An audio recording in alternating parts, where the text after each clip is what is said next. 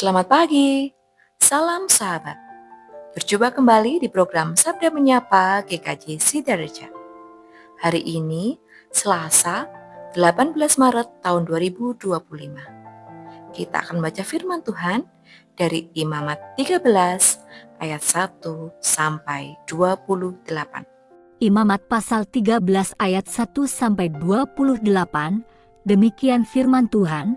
Tuhan berfirman kepada Musa dan Harun, apabila pada kulit badan seseorang ada bengkak atau bintil-bintil atau panau, yang mungkin menjadi penyakit kusta pada kulitnya, ia harus dibawa kepada Imam Harun, atau kepada salah seorang dari antara anak-anaknya, imam-imam itu. Imam haruslah memeriksa penyakit pada kulit itu, dan kalau bulu di tempat penyakit itu sudah berubah menjadi putih, dan penyakit itu kelihatan lebih dalam dari kulit, maka itu penyakit kusta. Kalau imam melihat hal itu, haruslah ia menyatakan orang itu najis. Tetapi jikalau yang ada pada kulitnya itu hanya panau putih dan tidak kelihatan lebih dalam dari kulit, dan bulunya tidak berubah menjadi putih, imam harus mengurung orang itu 7 hari lamanya.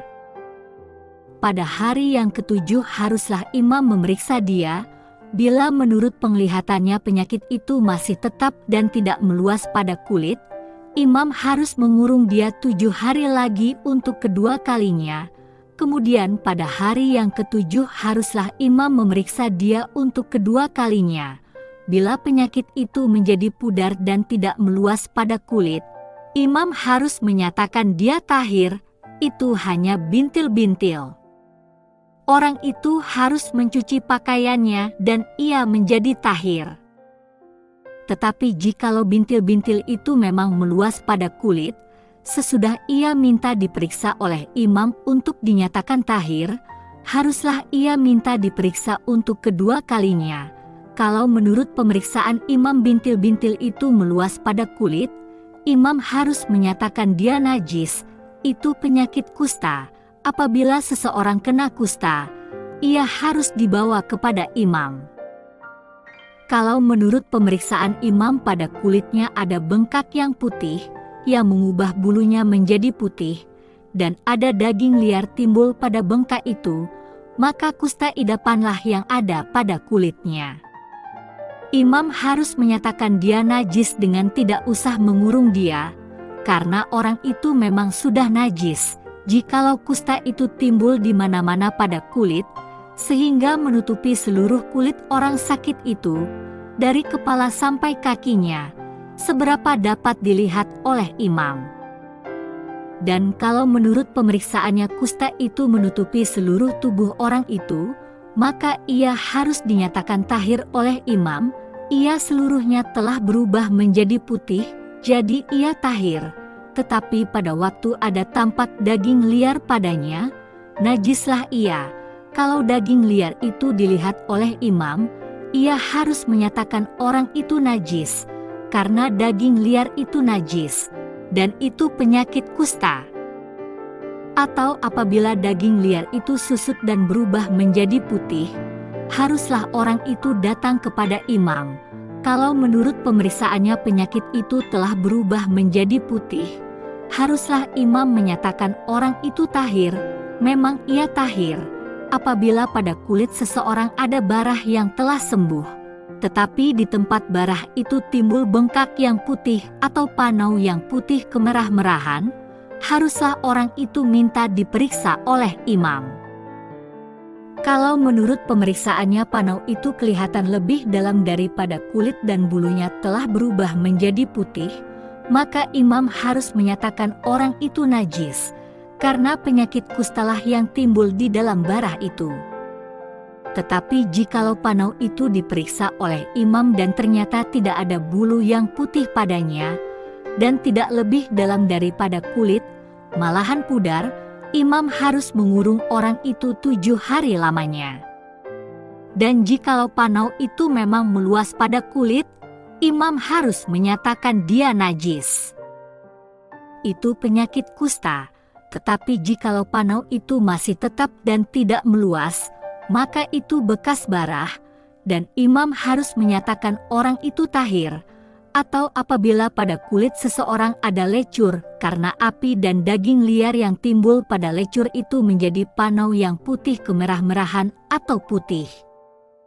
Maka imam harus memeriksa panau itu. Bila ternyata bulu pada panau itu berubah menjadi putih dan panau itu kelihatan lebih dalam dari kulit, maka yang timbul di dalam lecur itu adalah penyakit kusta, dan imam harus menyatakan orang itu najis, itu penyakit kusta. Tetapi jikalau menurut pemeriksaannya tidak ada pada panau itu bulu yang putih dan panau itu tidak lebih dalam daripada kulit, malahan pudar, imam harus mengurung orang itu 7 hari lamanya. Pada hari yang ke-7 imam harus memeriksa lagi dia.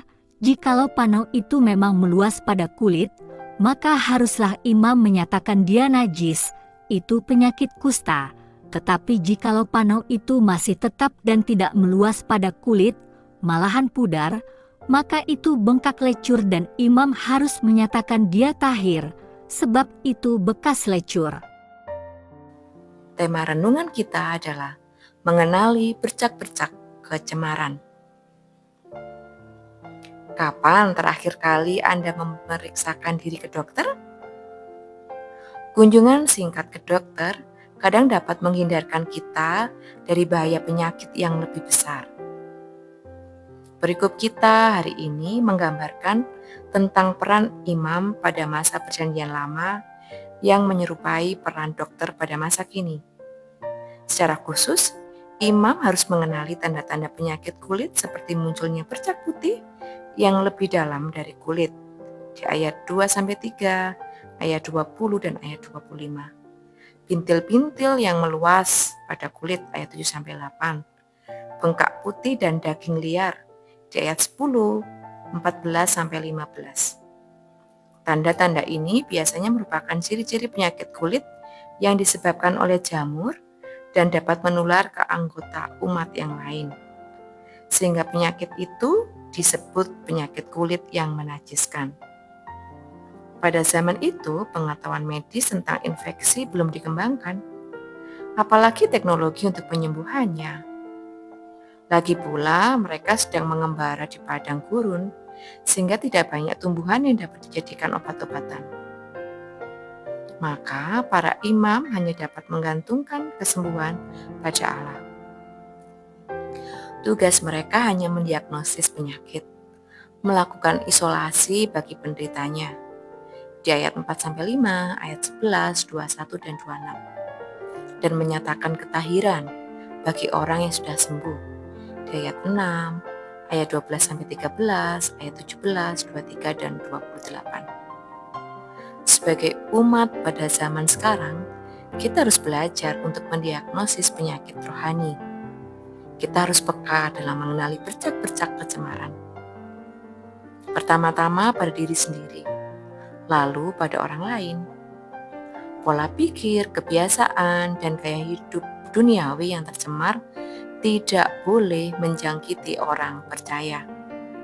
Jika dibiarkan, itu dapat menular dan meluas ke seluruh jemaat Kristus. Bagaimana jika bercak-bercak kecemaran itu terlihat pada diri kita? Mari kita akui dengan jujur kepada Allah. Ia yang telah menjadikan kita lahir baru di dalam Kristus akan setia melahirkan kita dari segala kecemaran. Bagaimana jika kita melihat bercak-bercak kecemaran pada diri sesama kita? Doakanlah orang itu. Bila dia ditahirkan kembali, tentu manfaatnya akan dirasakan oleh seluruh komunitas. Marilah kita yang sudah ditahirkan menjaga kekudusan dan memuliakan Allah. Mari bersama kita berdoa. Selamat pagi ya Tuhan, kami ucap syukur hari ini kami diingatkan. Kami mengakui segala dosa kami dan kami mohon ampun jika selama ini ketika kami melihat kecemaran orang lain, kami menjadikan itu sebagai bahan obrolan yang tidak baik. Mampukan kami Tuhan untuk melihat kecemaran diri kami terlebih dahulu, bukan malah menjadikan obrolan kecemaran orang lain. Mampukan kami Tuhan untuk menjaga kekudusan hidup kami, sehingga nama-Mu saja yang dimuliakan. Di dalam nama Tuhan Yesus kami bersyukur. Haleluya. Amin. Demikian renungan kita hari ini. Mari kita mengoreksi percak-percak kecemaran dari diri kita sendiri sebelum melihat kecemaran dalam diri orang lain. Bertemu esok. Selamat beraktivitas. Tuhan Yesus memberkati.